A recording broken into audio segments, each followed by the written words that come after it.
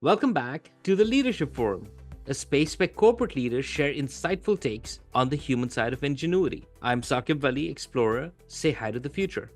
The leader with us today is Penelope Fridman, co-founder and president of L'Institut Idee. Welcome, Penelope, and thank you for taking time out from your uncommonly insightful schedule. Well, thank you for having me, Saquib. I'm very excited to be here and looking forward to our conversation.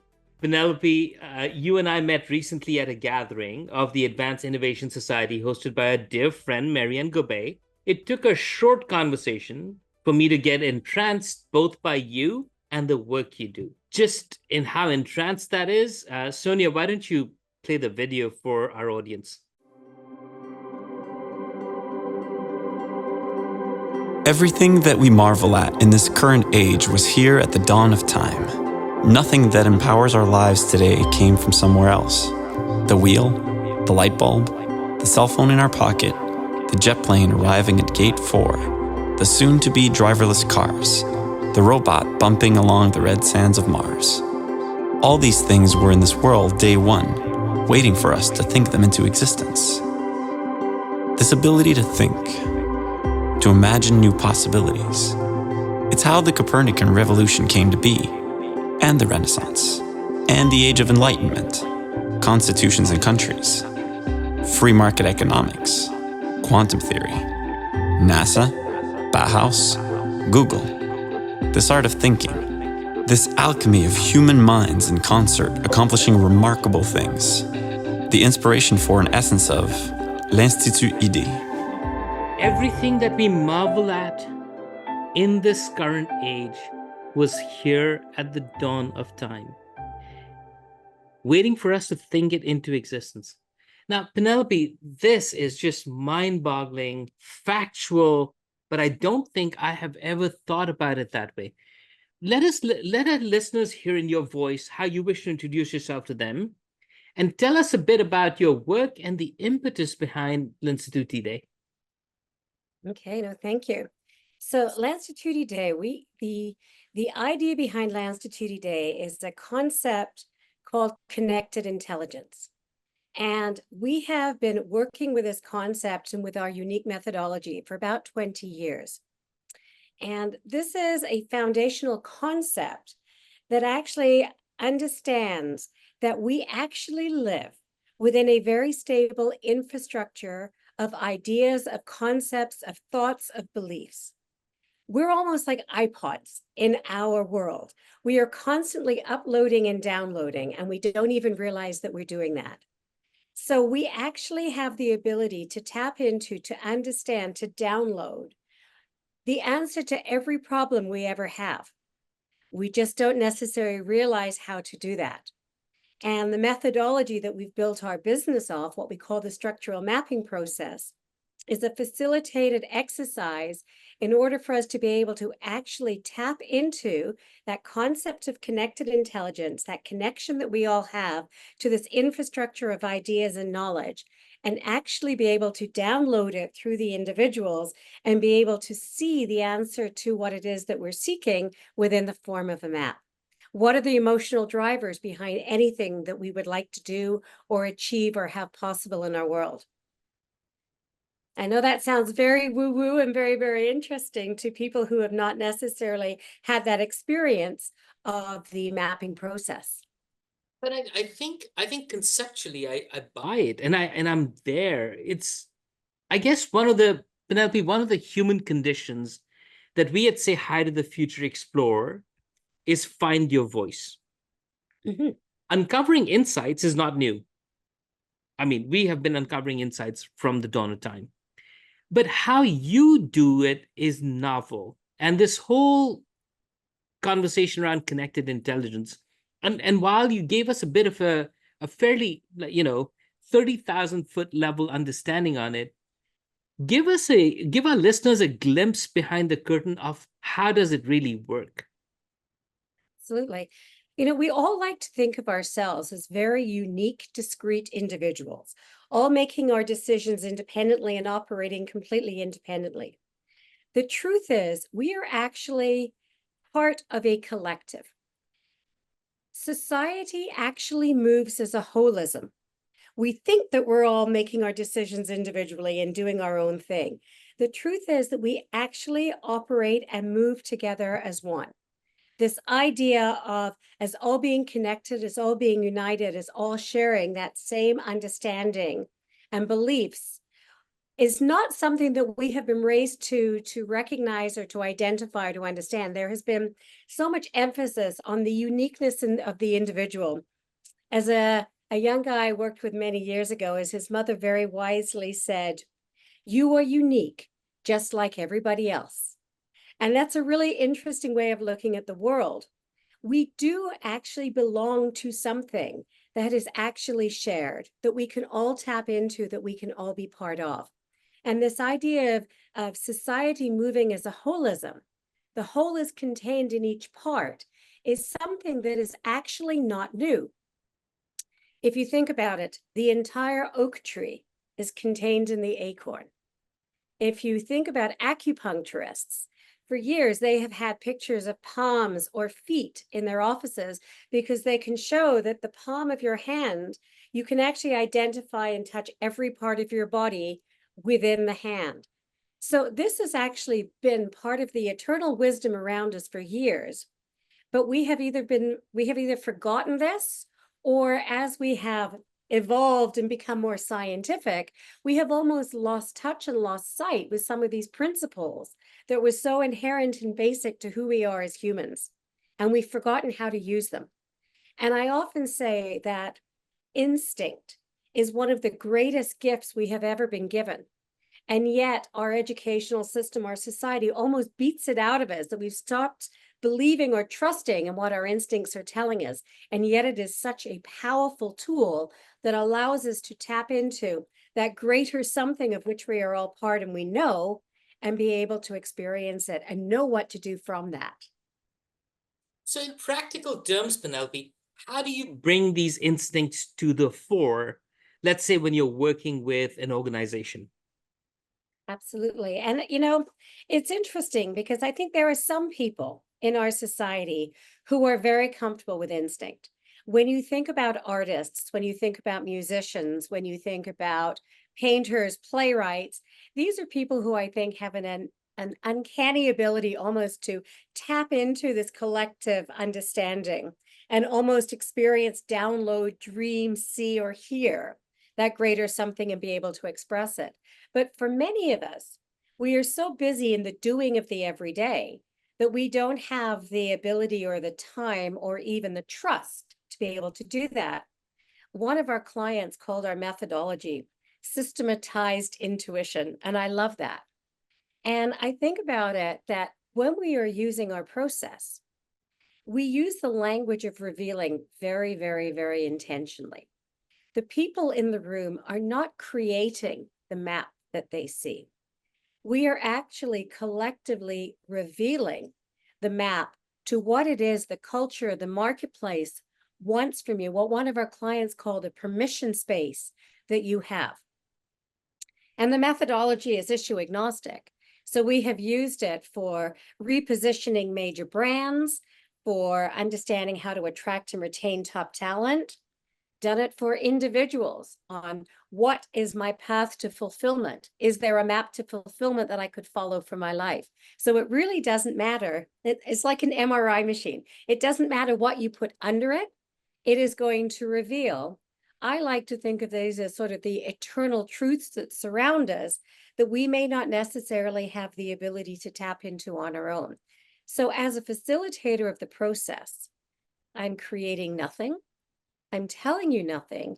I am your guide to helping you and the folks in the room reveal that which is. I like to use the expression of, I'm almost like a doula.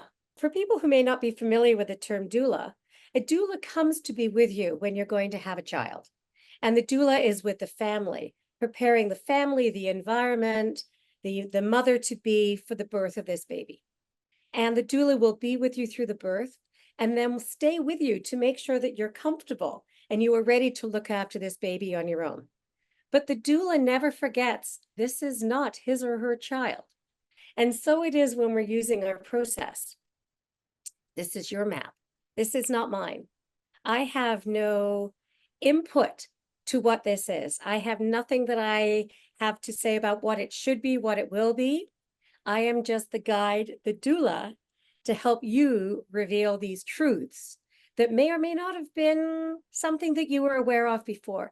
These core insights from which then you can build strategy or innovation or whatever else that you would like to do. This is enlightening, and clearly you've got this process now. You said it's been 20 years.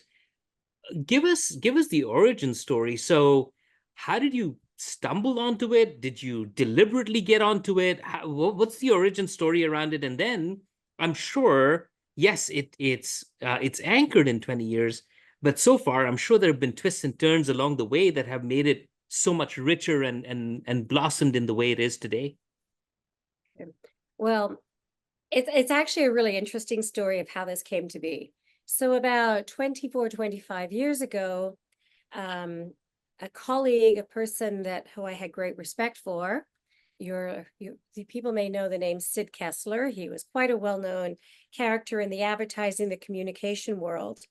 And we had my business partner and I had the privilege of meeting Sid. And we were thinking about doing something differently. We had some ideas based on some previous work we've been doing with the Kennedy School at Harvard around leadership and understanding how the world could be led. And we met Sid. And we'd had some ideas about how we might want to maybe create a different type of consulting practice. So we met with Sid to take him through our ideas. And he basically stopped us halfway through and said, I need to introduce you to something. I've been waiting for you. And that's a really interesting way someone puts it, right? I've been waiting for you. You're like, you don't even really know me, but you've been waiting for me. So I was already intrigued. And he told us about a person he had met who had invented this methodology, who had invented it over the last 20 years. And how this gentleman came to create the beta version of what we now use was in 1972. Kenneth Arrow won the Nobel Prize in Economics for something that's now known as Arrow's paradox or the impossibility theorem. Mm-hmm. And what's fascinating is Kenneth Arrow proved that when you aggregate individual preference data, you forfeit logical consistency. Mm-hmm. I'm going to say that again. When you aggregate individual preference data, you forfeit logical consistency. So what does that really mean, and why is that even relevant? Well, whenever we are trying to uncover what we think people are going to do in the future, our traditional research methodologies are based on some version of, I'm going to go out there in the world with 3, 4, 5 options. I'm going to ask a whole lot of people, what's your first choice, your second choice, your third choice? I'm going to add it all up to see what people prefer, and that's what I'm going to go out there with to the world. Many of our research methodologies are based on that. Our voting system is based on this. But what Kenneth Arrow proved is that when you do that, when you aggregate that individual preference data, there is a logical flaw that you cannot bypass. You might as well toss a coin. It's the information that you get back is erroneous. There's a fault. And it doesn't matter how you analyze it, how many people you ask, won't make a difference. So Kenneth Arrow won the Nobel Prize. He didn't solve the problem. He identified the problem, and he went off with his prize money. Well, our predecessor and mentor, who is an econometrician and had been the chief statistician of a province in Canada for 10 years, was one of these men brilliant enough to actually understand the original proof. And he said, now I understand why every piece of research that I've seen, there's been a problem with. So I need to find a solution. So over about 20 years, he started to draw on an incredibly wide body of knowledge. Logic, mathematics, abstract algebra, game theory, philosophy, spirituality. He looked far and wide, and he pulled together this incredible body of knowledge. And over 20 years, he took what started off as being a 600-question survey that he sent to 1,000 people and analyzed quite uniquely. He managed over 20 years to turn it into a half-day session of 2 facilitated exercises that actually feels like a game.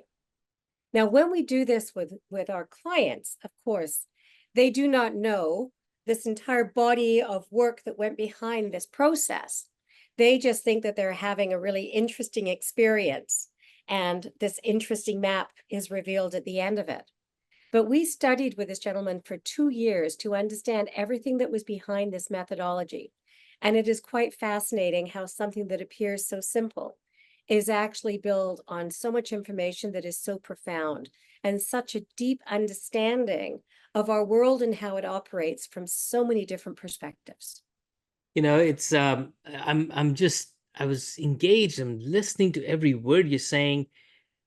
I think in a lot of cases, a lot of leaders who've come on this podcast are on the application side of who you might want to connect with. And I think that this is going to be a great message for our community to be listening into. So thank you for that. As we continue this conversation, Penelope, what I'd love to get is your leadership take on ingenuity, because in a lot of cases we are similar and different, right? At Say Hi to the Future, we are delving into the human side of ingenuity. And it's clever, inventive, original thinking. It is how people with a passion, curiosity to learn, and the audacity to make a difference come together. So just within this same realm, I'd love to get your leadership take on ingenuity, and more importantly, the human side of ingenuity as it relates to you, your organization's success. What's your take? When has it worked well? When has it not? What have you learned along the way? No, and thank you for a great question. When you talk about ingenuity, one of the terms that we use a lot in our world is creativity. Mm-hmm. And if you don't mind, I'm going to kind of connect, or use creativity in lieu of ingenuity, if that's all right with you, because I think that they are very, they're the same kind of a concept. And why I've sort of shifted to creativity is we often believe that creativity lives in the domain of the artists or the creative department in an advertising agency. There are certain people in our world who are creative. And we firmly believe that there are two types of creativity. There's pure creativity and there's applied creativity. And many of the people that we give the title of creativity to are really in the applied creativity realm. These are the people who, make the movies, draw the art, create the advertising. We think of those people as creative, but pure creativity or pure ingenuity is something we all have. We all have access to. Strategy, to me, when it's really strategy as opposed to tactics, strategy is ingenuity, it's pure creativity.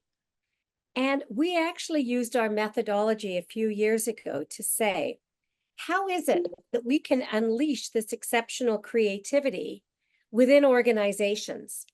And we use, it's like physician heal thyself.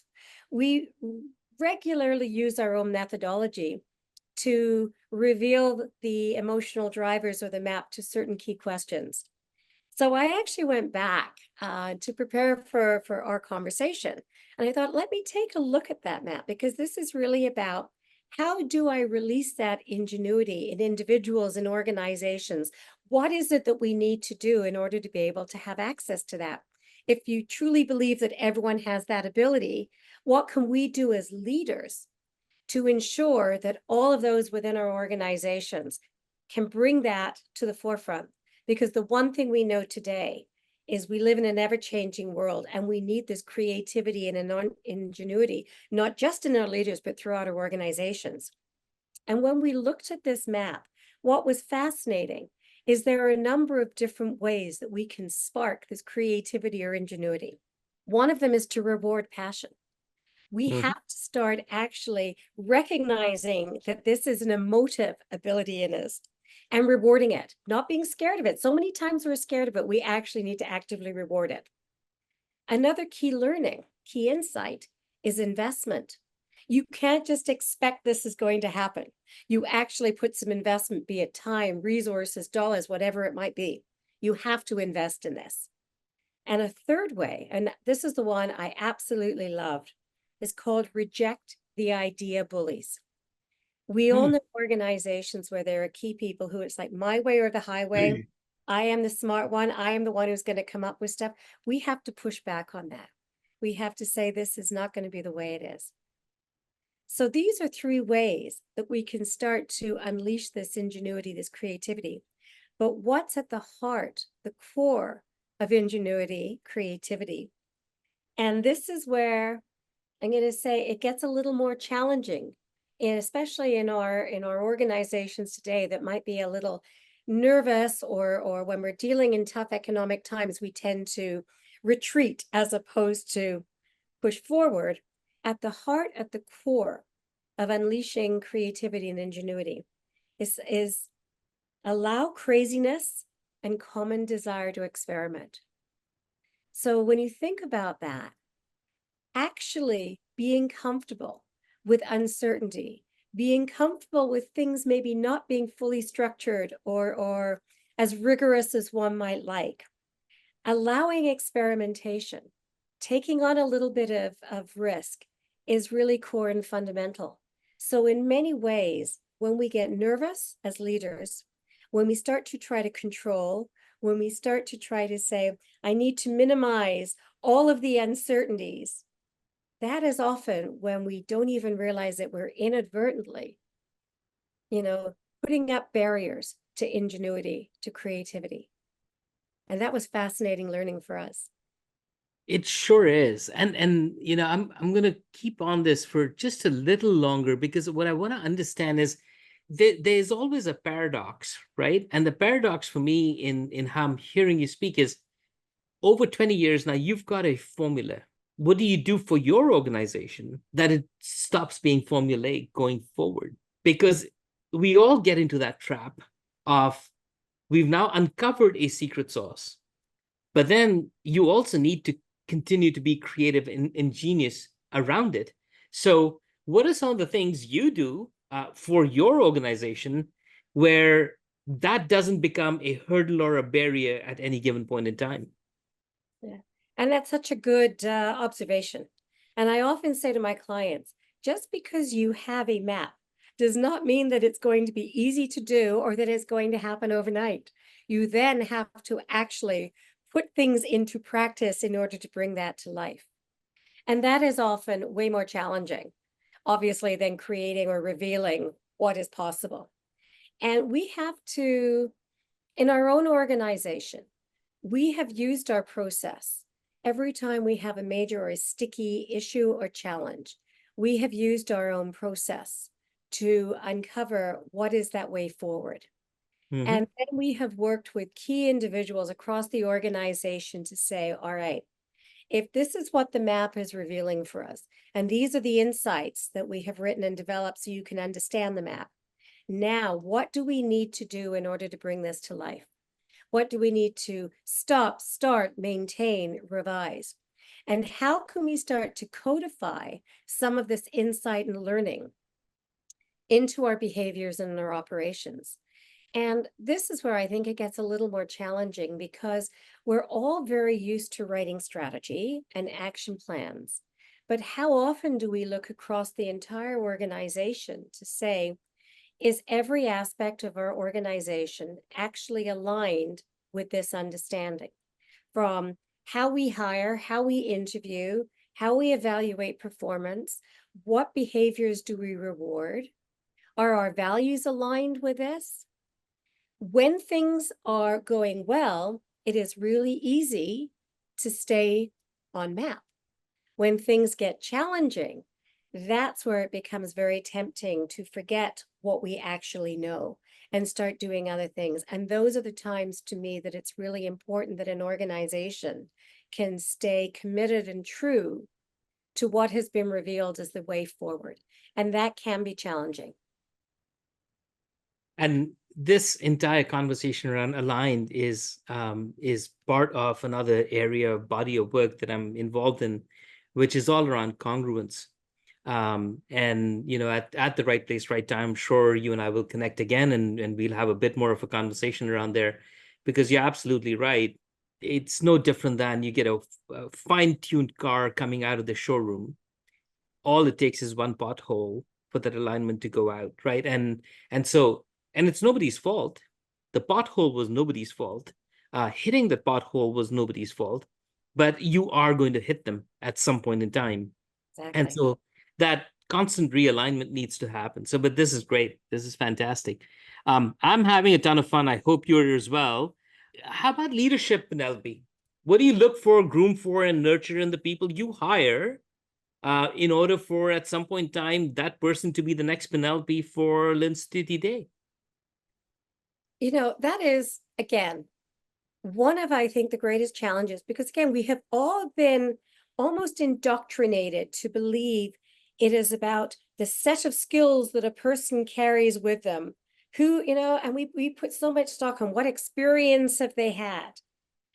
Over the years, we have been trying to find people and train people to facilitate our process. And if there's one thing I know now, you can teach skills to people. That is not the challenge. Mindset is what's most important.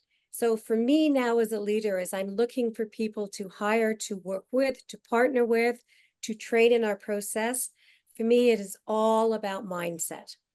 Because if people are actually understanding, aligned, and have that intention that is in sync with who you are and what you are, the rest is easy to develop.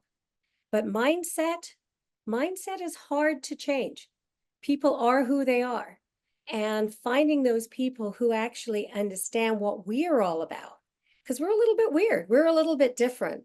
And I've noticed over the years that there are people who I talk about what I do and their eyes light up, they get very excited and they're like, tell me more, tell me more. And then there are other people and you can see their eyes glaze over and they're like, that's interesting, and move on. And that's perfectly okay. Yeah. Our first website we built, very first page used to say, the homepage used to say, this is not for everybody. And we meant that very intentionally, because it is okay if this is not where you live, where your mindset is, or what your mind is open to, or what you feel you need right now. But for those who understand, and for those who get where we're at and what we're talking about and who want to be part of that, that is when I've found the best people to work with. And it is amazing, because I learn so much more from them, I think, than they learn from me, because they bring their knowledge, their awareness, their understanding to the table. And that's fantastic. So Penelope, I've heard this conversation around mindset, and lots of organizations talk about fit or whatever that might be, and you've got Korn Ferry's fit calculator and all that sort of stuff. But specifically, as far as you're concerned, is it a conversation that gets you to mindset? Is it a cue? Is it a question? Help our listeners understand, how do you determine, or at least gauge, the mindset conversation? Well, when you have something as unique as we do, I think it gets a little bit easier, because when we start talking about what we do and what we believe in and the concept of connected intelligence, and we talk about how this concept has been around us all our lives, in fact, if you think about it, the internet is an absolutely brilliant example of connected intelligence in action from a scientific perspective. And if you look at murmurations of starlings, there's, no one tells which bird at the front what direction they're going to go, and, oh, it's my turn. They just instinctively know and switch and change. So when we talk about this concept and our belief system about the world, people who are curious, who are interested, who lean in and say, tell me more, that is usually my first clue that this is someone who I think would fit well within our organization. And curiosity, we need to encourage more curiosity, because the more curious you are, the more you want to uncover and explore, the more open you are to looking at different ways into doing and being. That's when I know that there is a good fit for us. So the people who are curious, who lean in and wish to know more, that's a great way to just wrap this up in the sort of work that you do. Penelope, before we wind this up, I came into this with a certain structure and questions and how I asked them. But let me give you the last word. Is there a thought that you wanted to communicate and share with our listeners that just because in the questions, the way I've asked them, you didn't get to? For me, the biggest thing, well, there are two big things. If I'm going to be really, really blunt about it, I think there are two things we really, really need to encourage and nurture in people today. Not just in our leaders, but in people within our organizations as well. One is the importance of instinct. To learn to listen to it, to trust it, to recognize it, and to not just dismiss it, because instinct is something that is so core and fundamental. And the second thing for me is courage. And again, in more challenging economic times, we all get a little more scared, a little more frightened, we pull back. And I feel very much that while part of the work that I do with my clients is helping reveal the map and helping them figure out how to put it into action, another part that I don't talk a lot about is how do I help my clients and those around me find the courage to actually do what is possible to do. If our maps reveal who and what you can be at your aspirational best, how do I help you get the courage now to do that? And there's a wonderful quote from Marianne Williamson that many people have attributed to Nelson Mandela, because he used it in one of his famous speeches, which is, and excuse me as I look off to read it to you. Sure. And I'll just read you the first part. Our deepest fear is that we are powerful beyond measure. It is our light, not our darkness, that most frightens us. We ask ourselves, who am I to be brilliant, gorgeous, talented, fabulous? Actually, who are you not to be? And there's a little bit more to that quote, but I'm going to stop right there. And I love that quote because it is a great reminder to me that we all have greatness within us. We all have ingenuity within us. We all have these abilities. My job is to help you recognize that, embrace it, nurture it, and have the courage to live it. Love that. And that's exactly the right place for us to end this. Thank you again, Penelope, for taking the time and sharing your insights. Our listeners would love to hear more from you. We will tag you and L'Institut Idee in our show notes. Thanks a lot. Thank you. It's been a pleasure to be here.